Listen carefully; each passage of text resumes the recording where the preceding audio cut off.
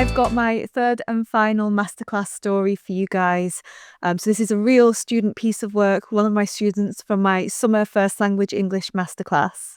So this is a story called The Expedition by a student with the initials LT. Hello LT if you are watching, and thank you for letting us share your story today. If you guys would like to join one of my masterclasses or group classes, then here are some QR codes for you guys to do that. The links are also in the description, of course. Do you know I have got a First Language English masterclass coming up in August? So that's 2 months, 2 live lessons with me a week, and 1 piece of homework marked each week, including, of course, a narrative. So if you do want to get some feedback on the narrative, come join my masterclass, guys, starting in August, and there should be another one starting in February 2026 as well. For my events calendar and all group classes, just click right here. I've got a First Language English group class that's going to start in September, running once a week all year. Also thinking of doing some events like literature, so those will be on the events calendar right there. And also, if you guys want to do a asynchronous course, meaning that you do it in your own time at your own pace, I've got loads of free ones on this QR code and a premium writing course too. If you want to hear about the mark scheme in more detail, then do watch the first narrative video lesson that I already made on the portrait by PL, because I don't want to just keep repeating myself. It might get a bit boring for you guys and for me. But basically, as we read this story, we are looking out for the mark scheme. You get 2 separate marks, one for content and structure, one for style and accuracy. Content and structure is plot, paragraphing, structure of your story. Does it connect? Does it make sense? And style and accuracy is accuracy of spelling, punctuation and grammar, and your use of vocab, punctuation, sentences, and do you actually sound like you're writing a story? Let's read the story now and keep this mark scheme in your mind as we go through it. Okay, so here is the story. It is an A-star story. Spoiler. It's very, very good. So I hope that you guys enjoyed it as much as I did. I don't know why I called it The Expedition. I think it's because that is an expedition, but I think the actual prompt was invitation, so apologies for changing that there. All right, let's read the invitation. Amidst the wild uncharted waters, Jude Philos's perilous peregrination to the notorious island of Asaya commenced. Her trusted vessel, the Black Cobra, sliced through the wrathful, undulating waves. Immediately, character, setting, vocab, beautiful, right? Look at the vocabulary. Notorious, commenced, vessels, sliced through, wrathful, undulating. Wow, what beautiful vocab. But also we've got a sense of a story already coming through. I'm getting like seafarers, pirates, wild uncharted waters. We're going towards an island and we've got a main character who's already named. So definitely this is already constructing a really nice narrative. Jude's intrepid crew and siblings, the triumvirate of Tirosh, I hope I said that right, yeah, Tirosh, comprised the most valiant officers of Tirosh's artifacts collection department. Jude, the strategic leader and beacon of hope. Adina, the brilliant cartographer capable of navigating the most treacherous terrains. Or is that Kendricks, the ingenious engineer who had forged the very ship they sailed. Now look here, one of the things that Cambridge is looking for on content and structure is that you've got a sense of characters who feel real, that you've carefully crafted characters that actually feel like they exist, that have got personalities, that have got backstories, and guys, that have got names. How many stories have I read where literally I don't know a single person's name? It's actually crazy. But here, the student is really helping us to understand who are her main characters, a little bit of information about them, and she's done it in a beautiful semicolon list as well. So really, really nicely done. The mission. Chase susurrated rumours and locate the orb of Asaya, a magical sphere said to heal even the sickest. Yet for them, it was more than a mission. It was a lifeline, a chance to rewrite fate and prevent others from suffering as their father had. 3 years after his passing, they could still see him hollowed out by sickness, while healers shook their heads in defeat. So I'm loving this. I really like the use of the colon up here to introduce the tension. And this could be a little bit tell, don't show, in fairness. But sometimes if you've got a more complex backstory, sometimes you kind of need to tell. I do also really like that we've got some tension here. So we've got the backstory of their father who died by a sickness. So that's adding some stakes to this story.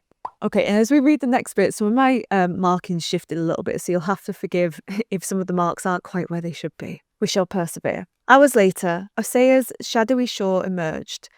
It carved out a path into a foreboding, yet somehow inviting cave. Finding a cave on the island had not been part of any plans or legends, but the invitation of the cave was too tempting and alluring to reject. So the trio anchored their ship and ventured inside, enveloped by the intimate rhythm of icy droplets plummeting from the cavern roof. So a couple of minor errors here. We've got a random T and the alluring spelling there is not quite correct. But we've got some beautiful vocab too, like enveloped, plummeting. I wasn't quite sure about the cavern roof. I wasn't sure if you were inside a cave, if you would be able to hear the rain. So logically that made me go, huh, does that make sense? Could you hear rain on the top of the cave? So just some logic things there. A distant low-frequency hum, a harbinger of awakening mechanisms, shattered the silence. Nice sentence structure here with the dashes. I also love the word harbinger. It's a great word. And the vocabulary of shattered and mechanisms, but there I see a small spelling error, mechanism, so small spelling error. The cave's entrance shifted and rumbled as gargantuan rocks moved by themselves. Sentence in there for deliberate effect. Grammatically not technically correct, but it's absolutely fine because she's done it deliberately to create this effect. So she wouldn't get marked down for that at all. She'd get marked up for it. The crew steadied themselves against the ceiling cave that plunged them into impenetrable darkness. They could not allow fear to dictate their fate. Again, sentencing for effect. Would not, could not. Love that. Pressure plates, Kendricks muttered. Triggers to undo this must exist deeper in the cave. I thought the phrasing of this was a little bit awkward. That's what AWK stands for, a bit awkward. In terms of triggers to undo this, I wasn't quite sure what that meant. Like maybe just the word choice of trigger. It's not wrong, it just felt a little bit unflowy, It didn't flow. Then we move, Jude ordered. That sounds very realistic, doesn't it? Quite dramatic. Then we move. Her leadership and Adina's navigation became a guiding light as they rallied against claustrophobic corridors and subterranean rivers for what felt like eternity. Nothing wrong here, but I wondered if these were a bit cliched, like eternity, guiding light. Cliche is like a simile or a saying that's kind of overdone. So it used to feel a bit fresh, but now it just feels like something that people say without a lot of thought. So it's not bad. It's just, I thought this student could probably do a little bit better because she's super clever. Until the heart of Osea unravelled. Look at the paragraph in here, really deliberate for effect. Like we're really getting a sense of this is a very important moment within the story and the paragraphing is reflecting that. The colossal chambers surrounding shone with vessels of lively golden light. Stalactites hung like frozen chandeliers, reflecting a kaleidoscope of colours onto the glistening floor. At the centre, a pedestal rose from a pool of iridescent water, cradling the fabled artefact, a pulsating orb emanating celestial energy. What lovely vocab, and I think that my ticks have shifted. I think this is supposed to be on fabled artefact, iridescent, so nice, pulsating, emanating, celestial. Beautiful vocabulary. And I didn't read that bit. Obviously, present me agrees with past me. I put vocab equals 10 out of 10. Jude stepped forward, her fingers trembling as they brushed against the spear's smooth surface. It was barely 3 inches wide, yet held the weight of destiny. They had dreamt of this moment endlessly, yet now, standing before it, twisted thoughts emerged. Should anyone wield such power? Would they deserving? So this is very interesting. So we've got this kind of like moral tension coming up and it feels like we're coming towards a climax.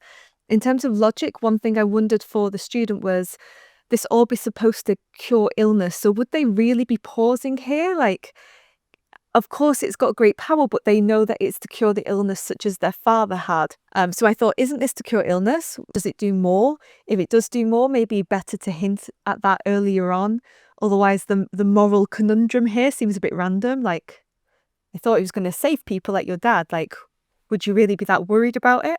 Then, a sharp click. Adina froze. Is this the trigger? Kendrick grinned. With the orb secured in Jude's hands, the family hurried out and found themselves in front of the inviting cave under an azure sky, maybe illuminated by the gilded sun.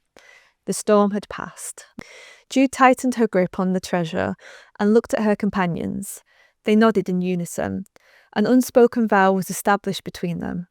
They vowed to protect the orb of Messiah and to utilise it effectively rather than abuse it for personal gain. For Tirosh, for their father, and for all the lives still left to save.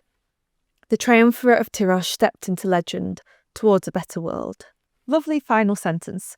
Great vocabulary. I thought she could also put in here, stepped into the tomes of legend. Tomes is like books, ancient books. I thought that could sound quite nice in her final sentence. Okay, let's take a look at the marks. So this story scored 14 out of 15 for content and structure. That's top band. So you can see here the reasons for that.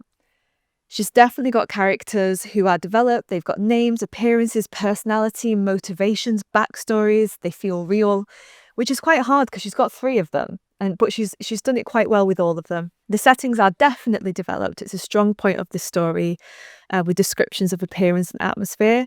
And she's definitely got effective description throughout. This is what makes me go, ooh, she's going to write a good description as well. In fact, I don't think she handed in her description. She decided that she was going to do narrative writing on her exam, if I remember rightly. The story makes sense. I put kind of. That's maybe where it could be marked down. Just in terms of that orb, how could it be misused? You know, you need to give me a sense of there is some sort of like moral problem here earlier on, if there is one. The plot is well structured, yes, for sure. The climax is effective, I thought so. There was tension, there were clues, and I thought overall the story was definitely carefully managed for deliberate effect. So I gave her 14 out of 16, sorry. I said 15 before, that's because I'm mixing it up a little bit with coursework. One of the coursework, actually style and accuracy, is marked out of 15. Style and accuracy, she got 23 out of 24. There were a few awkward phrases, but her grammar was just beautiful, wasn't it? The writing was definitely clear and easy to read. It sounded like a story. A huge range of sentence structures throughout. It never felt repetitive, and she was using really advanced sentence structures for deliberate effect correctly. She had a range of punctuation, and for me, vocabulary was way up there. It was like a pretty outstanding piece of work for someone in year 11.